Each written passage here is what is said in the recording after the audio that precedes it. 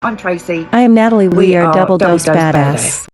Welcome to Double Dose Badass. I'm Natalie, And I'm Tracie. and this is the podcast where two women share real talk about reclaiming your confidence, especially if you are navigating midlife menopause or just ready to stop letting other people's opinions run your life. We're here to give you that double dose of courage, wisdom, maybe not, and maybe a little bit of sass to help you become the badass you were always meant to be. And today we are starting with something that shaped both our lives. The words that other people use to try to define us and how we learn to define ourselves instead. Right, Tracie, should we just dive right into the deep end? Let's do it. So, Tracie, we have both carried some pretty heavy words from our past. And for me, it started really young. I think it's about 2 to 3 years old when my relatives started calling me little piggy because I was chunky. And I know they probably thought it was cute or funny, but as a kid who was already struggling with being overweight, it felt like this label that just stuck to me. And you know how those early labels follow you. And I remember when I was a teenager in the secondary school, I had a PE teacher who clearly didn't like me. And we had to do these fitness assessments where everyone had to step on the scale and in front of the class. And when it was my turn, instead of quietly noting my weight like she did with other students, my teacher announced my weight loudly. It was what she said: Natalie is 65 kilograms. And everyone heard that, of course. And it was the moment of complete humiliation that confirmed everything I already believed about myself. And the hardest part was watching my mom's face when she heard about these things. And she would try to defend me, but I could see how much it hurt her too. And she felt helpless. I felt like I was causing her pain just by existing in this body that everyone seemed to have an opinion about. And that voice, you're not pretty enough, you're too fat, you need to fix yourself. It became a constant background narrator in my head.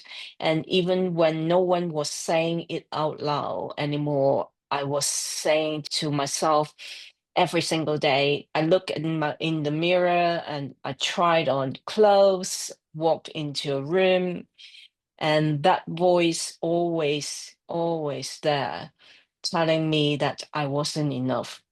So, Tracie, you have shared with me that you had your own version of this, words that were supposed to define you, who you were, or what you were. So, can you tell me about the story? My story is very similar to yours with words sort of thing that I was from a young age again told that I was stupid, that I was trouble. In fact, they called me Tracie Trouble with a capital T, often saying, I wish you could be more like your brother. He's lovely. And he is. Don't get me wrong, he is lovely. But a lot of the teachers didn't even know me. One of my first memories at school was putting my hand up to ask because I did struggle with understanding what they were saying and that. And in front of the class, he said, stop asking such stupid questions. You know, you're just so stupid. And then everybody was laughing. And he said that it would be easier to teach a cabbage. And just all the teachers seem to think, and I suppose some of it could be that there may be that I've got a bit of ADHD because I cannot concentrate. And I've always had that. At school, all through school, even at work. And it really, and I've had relationships where they feel that the best thing is to just put me down all the time. Uh, all of these things, you know, as you know, my favourite thing at the moment is sticks and stones may break our bones, but words will never hurt us, which actually we're living proof that they do hurt and they stay with you. And we need to try and change that and make the difference with children and people by, you know, I may have asked a stupid question, but calling me stupid, he could have just sort of left it at a stupid question. So, but yes, we do need to, but yeah, it does stay with you, and it's taken a very, very long time to get over it. Yeah, it's amazing, how these words from our childhood can become like a background music, playing in our head for Yeah, decades. Yeah. Um, so like a lot of people, I think I thought if I could fix myself through some outside stuff, and I would feel much better about myself. So for years after those, voices around myself in my head, I became obsessed with fixing myself. I could um, find everything to lose weight, like counting calories, cutting carbs, um, trying the weight loss medication, doing extreme exercise. I was constantly on some kind of weight loss plan and always thought once I lose about X amount of weight and then I will be happy and then I will be confident.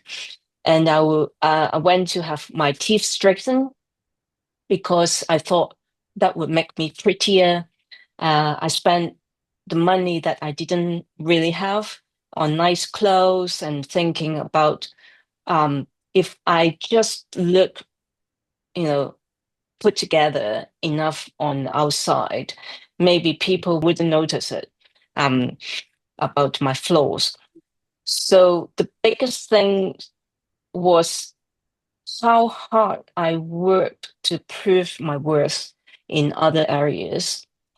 And at work, I tried very hard to get approval, and I finally became that overachiever at work, staying late, taking on extra projects, saying yes to everything.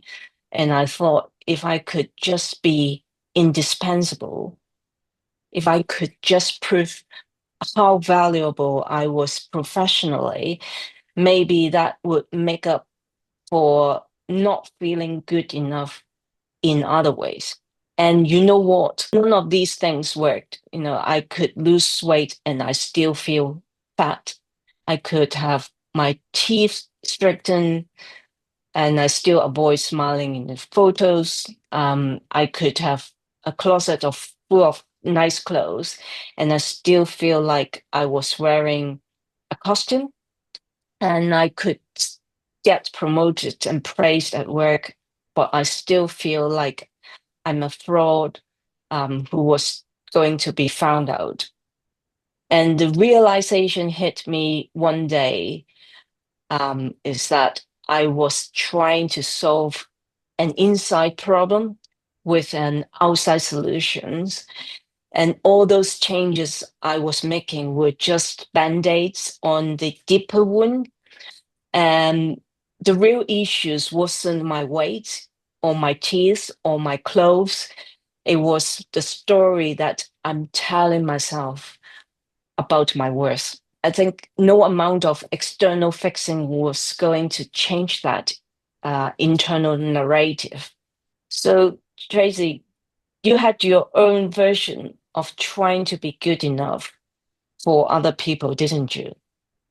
Yeah, mine was slightly different because obviously being classed as stupid and that, I did try and hide a lot more, but I also hid behind humour, and I used humour to get in first about myself so that, people couldn't. But you became the overachiever. I didn't achieve anything. I didn't go for jobs because I was worried that I'd look stupid. So I've stayed in the same job for 30 years for that reason. And then I started to realise that, you know, I was feeling the way I was feeling because of what other people had said about me, and that they didn't know me. And in fact, I don't think I even knew myself in the end, because so many people had an opinion about me, about how I was stupid. Like I said, my first day at senior school, where my brother had obviously been, "Oh, you're not like your brother." How do you know? I just walked into the school. You don't know that. I could be even nicer than my brother, but their opinion was that I wasn't going to be. So I sort of played up to a bit of that, of being what people wanted me to be, sort of thing. Stupid and the class clown and everything else. But I did start to realise that, even in relationships and that, I kept thinking that this isn't right. And though I was trying to work on myself to build my confidence and believe in myself more, just telling myself that I needed to learn a lot more, which, I did do a lot of self thing, but then going on the coaching thing, that transitioned me totally. But yeah, it's not been an easy ride, as yours hasn't been, and it's not good for a lot of people. We're not. You'd like to think we're the minority, but we're not. There's so many people out there that have got lack of confidence through other people's words. Yeah. It's exhausting, isn't it? And trying to earn something that should have been ours all Yes, along. Yeah. yeah, Yeah. totally. Mm. And like they say, you're not born with confidence, but when you are knocked down before you even get your confidence, it's not right. And teachers and things like that really need to learn. And I've learned so much myself by doing so much work on myself. Even like the sticks and stones, I keep on about that, but I used to say that to my kids. Sticks and stones would break, to try and toughen them up, sort of thing. And actually, it's just bullshit. They do hurt. They do stay with you, and they have a huge effect on you. And probably you'd recover quicker from a broken bone than you will from a lot of words that people say. Yeah, I agree. And it's a it's a loop. If we don't Yeah, break that loop, yeah, it will keep going um, from generation to generation. As you mm, said, this will pass on. to your children, to your grandchildren, etc. So Yeah. the realization, the awareness of, you know, we are not good enough is really an alarm, wake us up to realize, okay, this is not true. Yeah. Yeah. And to do that, there's a, you know, is a transition, I would say. And for me, it was like all of a sudden I finally learned that to tell the difference between my own voice Yeah. and everybody else's voices in my head. So the real shift started when I began questioning these voices in my head, asking me, is that true? Is that really true? Um, and I had to learn to separate what was actually true from what was just old programming. Yeah. And when that voice said, you're not good enough, and I started asking myself, is that really true? You know, and why am I believing a story that was written by other people, not me, Yeah. and who those people who didn't even know the real me. And the first big test um, came when I decided to quit my job, which I worked for over 15 years. And everyone, including my parents, my family, my friends, they all thought that I was crazy, because it was a stable job. It um, gave me good benefits. Um, you know, the kind of position people said I should be grateful for. But deep down, I knew it wasn't for me. It's not the job that is right for me anymore. And I wasn't growing. I wasn't happy. I wasn't, satisfied. And I was staying purely because it was what people thought it was safe. It's a safe job. And that was the first time I chose to trust my own instincts over everyone else's opinions. And you know what? It was terrifying. When I handed my resignation letter, I cried so badly because it was so terrifying. And also, it was very empowering. It's the most empowering moment that I have ever had. And I think the same thing happened when I met my husband, because nobody believed that, we were the good match. And people had opinions about our relationship, about whether he was the right choice. But I knew how he made me feel, and I knew his character. I knew when we were together, we loved each other. So I chose love over other people's approval, and we got married for 9 years already. We've been together 9 years, and it's been one of the best decisions that I have ever made. It's not because the path has been smooth, but um, because it was my choice, and I made from my own truth, rather than fear of what other people will think.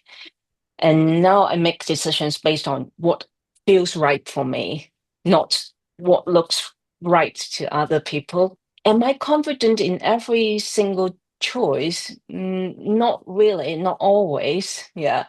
But I'm confident that I have the ability to choose. I trust myself. And of course, I can correct it if needed. Yeah. So that is what real confidence is about. Yeah. It's not having all the answers about, it's about trusting yourself to figure it out as you go. So Tracy, what about you? How your transformation start? Well, I think my main transformation started about 10 years ago when I split with my partner of 27 years. And in all honesty, I'd stayed for the children. He belittled me all the time. He made me feel really bad about myself. And I'd say to him, don't say that. That's, makes me feel, and he'd say, oh, it's a joke. But it's not a joke if someone's saying to you, please don't say it. Anyway, so I eventually said to him, I think we should go our separate ways. And he sort of said, oh, we can. And I said, no, no, we're going to go our separate ways. And so we did. And it was the first time I didn't feel lonely for a long time, because being lonely in a relationship's a lot worse than being on your own. I have to make my own decisions now. And because my confidence is growing, I'm about to book my first solo trip, which I would never have thought that I would do anything like that because of my confidence. But I think I can do it. I'm going to do just a little one across, a few hours flight or something, see how I get on there. And then the world's my oyster sort of thing. I can go anywhere. I've also put in for retirement at work because basically I hate my job, and I've only stayed there because I didn't have the confidence to do anything else. But now I feel so strongly about helping other people that have gone through like what I've gone through, that's what I want to do. So I'm giving up my job to be a life coach and help people that are like you and me that have experienced these things. And hopefully, I know we can't change the world, but if we can at least change a few people to realise, and that eventually it will carry on, because that's what needs to be done. We need to change it because there's a lot of people in the world that are damaged by words. Yeah, definitely. I really admire you. You know, I'm very proud of you. You made your decision to travel solo. That's the first time you have Yeah. ever done before, and you handed in your resignation, retirement letter, and all these are big decisions, but you Oh, did it. yeah. Yeah, Yeah. Yeah. yeah, And I had my mum and dad sitting on my shoulder when I was doing the same. Don't be silly. You need to keep the job. It's a 9 to 5 job, you need to keep it. And I was like, no, no, I'm not happy. I don't want to do this anymore. I'm going. And yeah, like you, when you left your job, everybody thought that you were crazy, and when you met your husband. But they're the right decisions, because actually they were your decisions, mm, not other people's opinions that have made you make a decision that is based on what their opinions are, not what your heart says and your own opinion is. yeah. Very true. I think this is the um, biggest learning of my life is to trust your instinct, Yeah. trust myself. You know, recently I read a book. It talked about like listen to yourself. The gut feeling. Well, we always say gut feeling, gut feeling. The gut Yeah, feeling tells you a lot. So um, just be quiet, sit down for yeah, by yourself and listen to what yourself tell you, your inner self tell you. 99% is true. And yeah. when you make this decision based on that, you're good to go. Yeah, Yeah. totally. I think if you make your own decisions, and I think everybody needs to learn to like their self and become friends with their self. I didn't like myself for a long time because of opinions other people had of me that made me think that I wasn't enough. Mm. So I didn't like me because I was stupid, and so I do think it's good to learn to love yourself and learn not to live on your own, but to spend time on your own, to be able to listen to your own voice and really get to know yourself. So if you could go back to your childhood and you see the little Tracy, what would you say to her? Well, actually, I did do this recently in an NLP thing, and I would say this isn't your problem, that's his problem, the teacher's problem. It's their opinions, not, it's not the truth. Where's the evidence to say this? That's the thing. Where is the evidence? And most of the time, there is no evidence of any of these things that people have said over the years. There's no evidence, but we just naturally say. So I would say basically that this is his problem. These are all his issues, and there is no evidence. Yeah, that is so true. There's no evidence. No evidence. Yeah. And you are good enough. Yeah, Yeah. definitely. It's the words that we need to tell again and Yeah, again. We are good enough. Everyone has their own self-worth. You know, we come to here, to the earth, to the world, to be ourselves, not be other people's shadow. yeah, Yeah. And we um create our own life. yeah, Yeah, because we can make our own decision. And I agree, um, those little voices in our head are not true.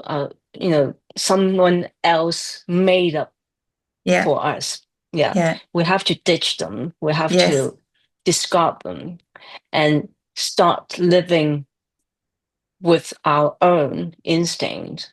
yeah, Yeah, and yes, like what you said, we spend time with ourselves and listen to ourselves. And so often we can discover something we never know. yeah, Yeah. So it's really important that we have our own time to be ourselves, listen to yeah, the inner voice, and have the realization and awareness what is true and what is not. yeah, Yeah.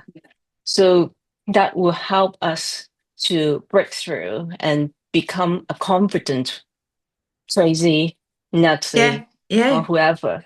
Yeah, yeah, And it it is so true, and I'm sure you've had it every now and again, that little ugly things. But once you learn that that's not true, you can sort of tap it away and say, no, don't start all that nonsense. It's not true, because it's not. Yes, I might not be confident at something that I'm just learning, but the more I learn, the more confident I get. And that's what confidence is. We're not born with confidence. It's just learning and, all right, some people really excel more at something than, it's just a real natural ability. But a lot of it is just learning and just keep practicing, and then we all Mm. become good at, like you said with Yeah, your job, you just kept on and on and on until you were really good at it. yeah, very true. Experience. When you Yeah, got the experience, you will yeah, have the confidence. You just need to repeat doing it, working and working on it. And eventually we can become the expert of that thing, and yeah, we'll be competent. Like coaching, yeah, when we keep coaching other people, helping other people to break through, not just helping them, but also we will become confident in coaching. So that is something I think is really important. And one thing you said about earlier about self-love, we need to yes, love ourselves. I think this will be a topic that we can share more in our yeah, next episode. yeah, yeah. No, Yeah, that'd be a good one. Yeah. yeah, yeah. So thank you so much, Tracy. It's a Thank you, really Nat. nice talk. Yeah, Yes, so we will see everyone in our next next week. episode. Yeah. Yeah, next week. Bye, Okay. everyone. Bye Bye. bye.